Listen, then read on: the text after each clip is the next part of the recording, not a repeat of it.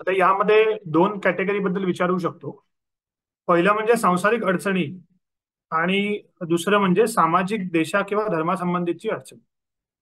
सांसारिक अडचण म्हणजे आपण राहत असलेली जागा, आपली नोकरी, धंदा किंवा नातेवाईक या संबंधीची अडचण किंवा आपल्या कुटुंबातील व्यक्तीच्या प्रकृती संबंधीची अडचण असू शकते.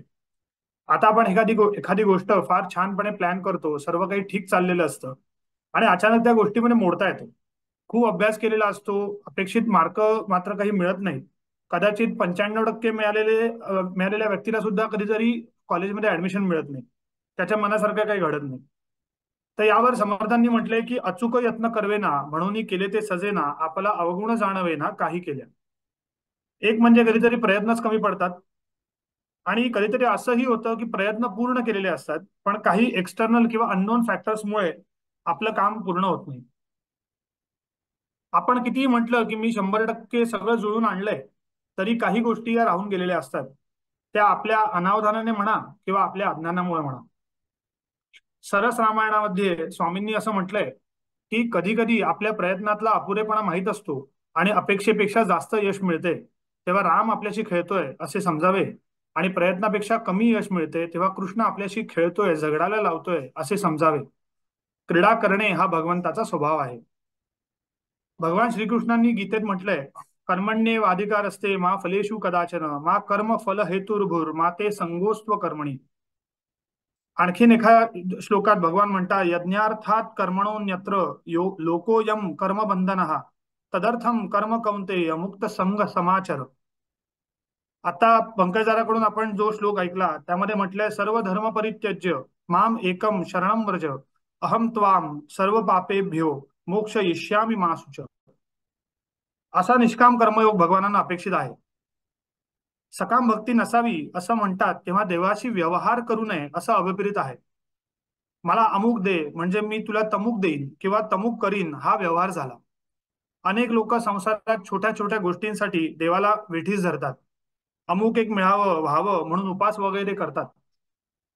वस्तुतः देवाला सर्व काही समजत असतं, तोच आपली काळजी घेत असतो. आपण मात्र त्याच्यावरती अविश्वास दाखवतो. एकनाथ महाराजांचा एक अभंग यावेळी आठवतो. आवडीने भावे हरी नाम घेसी, तुझी चिंता त्यासी सर्व आहे. नको खेद करू कोणत्या गोष्टीचा, पती लक्ष्मीचा जाणत असे. सकळ जीवांचा करी तो सांभाळ, तुझं मोकलील ऐसे नाही. जैसी स्थिती आहे तैसा परीर आहे, कौतुक तू पाहे संचिताचे. एका जनार्दनी भोग प्रारब्धाचा, हरी कृपे त्याचा नाश आहे.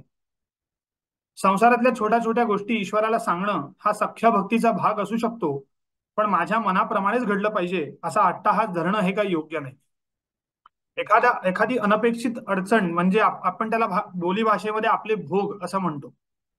ते आपल्याच कर्माची फळं असतात आणि ईश्वरी कृपेने ती भोगून संपलेलीच बरी, जेणेकरून ती साधकाच्या मोक्षाच्या आड येत नाहीत असं म्हणतात. सद्गुरू किंवा भगवान हे सर्वांवर सारखंच प्रेम करतात आणि ज्याला त्याला त्याच्या प्रकृतीनुसार त्याला मानवेल, सहन होईल असे भोग देतात. ते भक्ताची फार काळजी घेतात. म्हणूनच स्वामींनी सांगितल्याप्रमाणे आपण रोज देवाला एकदा तरी दिवसातून नमस्कार करावा आणि मागावं की देवा, मी कोणी नाही, सर्व काही तूच आहेस. माझं काही नाही, सर्व काही तुझं आहे. मला काही नको, तुझी इच्छा तीच माझी इच्छा.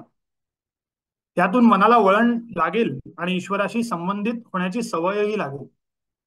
स्वामींनी साधक संवादमध्ये याच प्रश्नाचं उत्तर देताना म्हटलंय आणि त्याचा सारांश असा आहे की भारतीय संस्कृतीत वाढलेल्या व्यक्तीची अचिंत्य शक्तीचा म्हणजे ईश्वराचा आधार घ्यायची सहज प्रवृत्ती असते.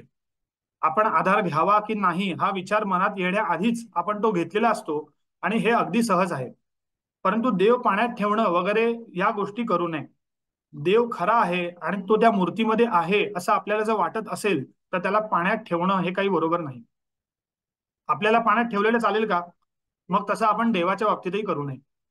अडचण निवारण कर म्हणून प्रार्थना करणं हा सामान्यतः सगळ्यांचा स्वभाव आहे. त्याप्रमाणे आपण वागणारच आहोत. जोपर्यंत अडचण दुसऱ्याची आहे तोपर्यंत आपण सकाम भक्ती वगैरे शब्द वापरतो. परंतु ज्यावेळी प्रसंग स्वतःवर येतो तेव्हा आपलं मन देवाचा धावा करतच. समजा एखादा निष्काम उपासना करणारा आपल्या कामाच्या ठिकाणी आहे आणि अचानक त्याला फोन येतो की त्याच्या आईची तब्येत ठीक नाही. त्यावेळी लगेचच त्याच्या मनात देवाचा धावा करावा हा विचार येण्यापूर्वीच देवा माझ्या आईला बरं वाटू दे हा विचार आल्याशिवाय राहील का? माझ्या आईला फार त्रास होऊ नये, कमीत कमी ती सहन करू शकेल एवढी ताकद, एवढी सवलत आपण देवाला मागतो आणि प्रार्थना करून मनाला व स्वतःला त्या ईश्वर शक्तीशी जोडण्याचा प्रयत्न करतो. स्वामींनी म्हटलंय की अशा वेळी परमेश्वर हा आपला सखा असतो. मग आपण आपल्या सख्याला मनातील सर्व गोष्टी विचार सांगत नाही का? आपल्या सुखदुःखात त्याला सहभागी करून घेत नाही का? त्यामुळे मनावरील एक प्रकारचं दडपण कमी झाल्यासारखं वाटतं. त्यामुळे ईश्वरावर आपली जी श्रद्धा असते त्या श्रद्धेपोटीच आपण त्याचा धावा करतो. कारण त्यावेळी आपल्याला पक्क माहित असतं की यावेळी मला आपल्या मनातील सांगावं असं दुसरं अन्य कोणी नाही. स्वामींनी म्हटलंय की या संबंधी सद्गुरूंचा धावा करावा का करू नये हा प्रश्न यात दडून राहिला आहे. आम्ही सद्गुरूंनाच देव मानतो, त्यामुळे सद्गुरूंचाही धावा करावा हरकत नाही. परंतु ही हा गुरुतत्वाला असते हे लक्षात ठेवावं. मनोमन आपली अडचण फार तर निवेदन करावी, परंतु त्यांना प्रत्यक्ष भेटून साकडं घालू नये.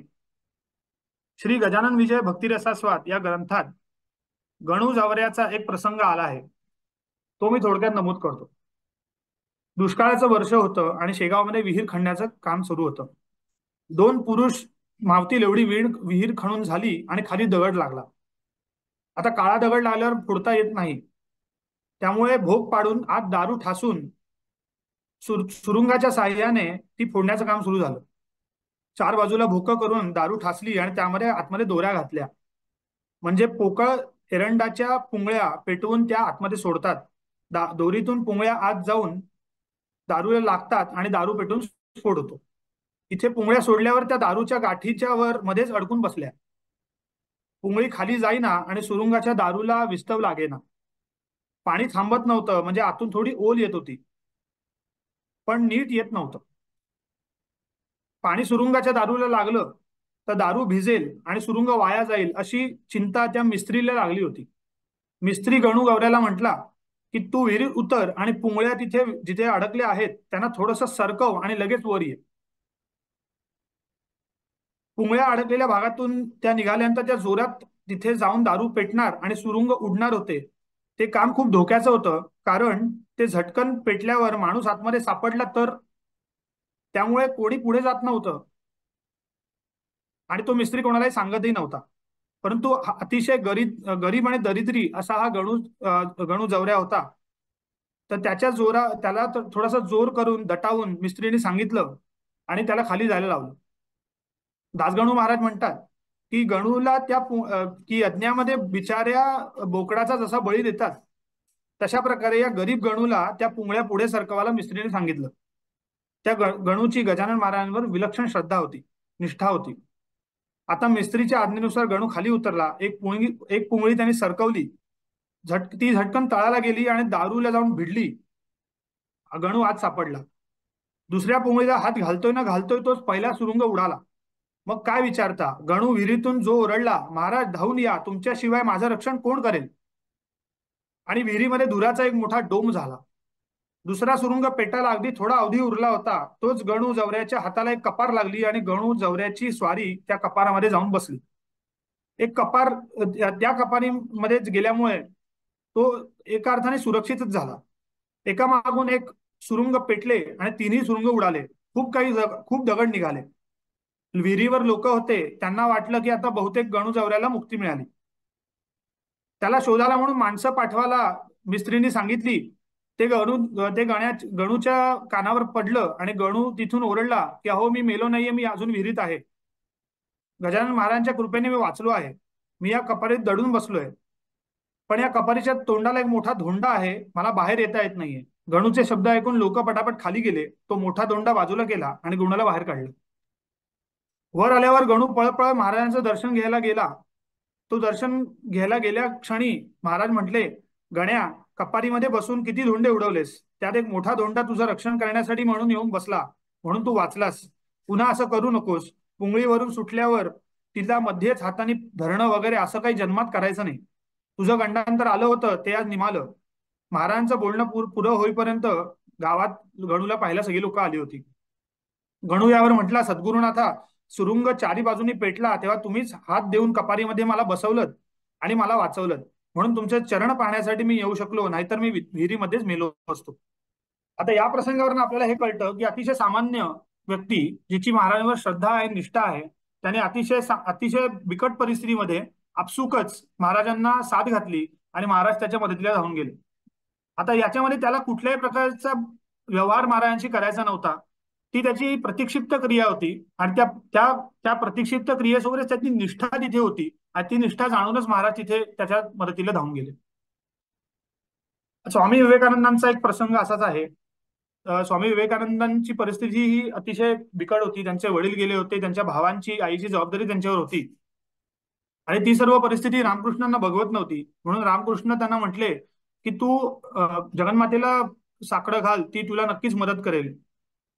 असं वारंवार रामकृष्णांनी सांगितल्यानंतर विवेकानंद अनेक वेळा विचार करून एकदा एकदा जाऊया म्हणून तिथे पोहोचले आणि गाभाऱ्यात गेल्यानंतर त्यांना पुढे काही बोलताच येईना.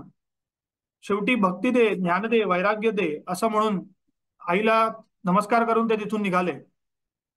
संतांच्या जीवनातला हा प्रसंग आपल्याला असं दाखवतो की ते ज्या पातळीला होते, ज्या साधकाच्या किंवा साधकाच्या पुढच्या पातळीला ते होते, तिथे काहीही व्यवहारातलं मागणं हे त्यांना तिथे रुचलं नाही, पचलं नाही आणि कदाचित त्यांच्या मनातही आलं नाही. स्वामी विवेकानंद रामकृष्ण म्हणजे नर नारायण अशा प्रसंगातून आपणा सर्व साधकांना त्यांनी आदर्श घालून दिला आहे. ज्ञानेश्वर महाराज, मुक्ताई या भावंडांनी देखील अनेक सांसारिक संकटांना तोंड दिलंय. अगदी राहतं घर गेलं, आई वडील गेले, पण त्यांनी दुसऱ्याला कधीही दोष दिला नाही. आपलं म्हणणं त्यांनी विठुरायाला सांगितलं. स्वतःसाठी त्यांनी कधीही काही मागितलं नाही. त्यांना समाजाची काळजी होती. ही सगळी संत चरित्र आपल्याला या बाबतीत फार काही शिकवून जातात. भगवद्गीतेत सांगितलेली ज्ञानी माणसाची लक्षणं संत चरित्रात आपल्याला वेळोवेळी पाहायला मिळतात. अमानित्वम, अदंबित्वम, अहिंसा, क्षांती, आर्जवम, आचार्योपासनम, शौचम, स्थैर्यम, आत्मविनिग्रह, ही सर्व ती ज्ञानी माणसाची लक्षणं आहेत. ईश्वराशी संपूर्ण एकरूप झालेल्या मनाला इतर काही नको असतं. त्यामुळे त्याबद्दल कुठलीही तक्रार ती व्यक्ती ईश्वराशी करत नाही. हे झालं सांसारिक किंवा वैयक्तिक अडचणीबद्दल. आता आपण सामाजिक, देशाच्या पातळीवरील अडचणींबद्दल बघूया. भगवानांनी भगवद्गीतेमध्ये म्हटलंय, परित्राणाय साधूनां विनाशाय च दुष्कृतां धर्म संस्थापनार्थाय संभवामि युगे युगे. स्वधर्म, हिंदू संस्कृती आणि आपला भारत देश जगवण्यासाठी जितकी आपल्याला काळजी असते, त्यापेक्षा कितीतरी पटीने जास्त संतांना आणि भगवंताला ती काळजी असते. अनेक प्रसंगातून आणि इतिहासातून, धर्मग्रंथातून आपल्याला हे पाहायला मिळतं. मराठी जनांनी बलोपासना करावी, सुलतानी शक्तींच्या विरोधात पराक्रमाची शर्थ करावी आणि महाराष्ट्र धर्म जागवावा ही समर्थांची इच्छा होती. त्यासाठी मारुतीरायाला साकडं घातलं, शिवाजी महाराजांना होईल तितकी मदत केली आणि अफजल मारविला. शिवाजी महाराजांना बळ मिळावं म्हणून भवानी आईनी स्वतः त्यांना तलवार देऊ केली. तीच शिवाजी महाराजांची भवानी तलवार. समर्थ रामदास, तुकोबाराय, मोरया गोसावी आणि तत्कालीन अनेक संतांचे आशीर्वाद शिवाजी महाराजांनी घेतले होते. समर्थांनी श्रीरामाकडे केलेलं जे मागणं आहे ते आपण सर्वच जण शिबिरामध्ये म्हणतो. पावन भिक्षा दे रे राम, दीन दयाळा दे रे राम, अभेद भक्ती दे रे राम, आत्मनिवेदन दे रे राम, तद्रुपतामज दे रे राम, अर्थारोहण दे रे राम, सज्जन संगती दे रे राम, अलिप्त पणमज दे रे राम, ब्रह्म अनुभव दे रे राम, अनन्य सेवा दे रे राम, मजविण तू मज दे रे राम, दास म्हणे मज दे रे राम. त्या ईश्वरानेच आपल्याला शक्ती, बुद्धी, प्रेरणा दिली आहे. त्याचा वापर करून आपण प्रयत्नांची शर्थ करावीच. परंतु तो एकच एक परमात्मा सर्व रूपात आहे, तोच करता, धरता आणि हरता आहे हे समजून त्याला शरण जायला हवं. हेच भगवान श्रीकृष्णांनी भगवद्गीतेमध्ये शेवटच्या अध्यायामध्ये सांगितलेलं आहे. मन मना भव मद भक्तो मद्याजी माम नमस्कुरु, मामे वैश्यसी युक्त्वैव मात्मानम मत्परायण. तू मला आणि मला शरण जा असं भगवान भगवद्गीतेत सांगतात. हे बोलून मी माझा स्वाध्याय संपवतो आणि सद्गुरूंच्या चरणी अर्पण करतो. सद्गुरु समर्थ.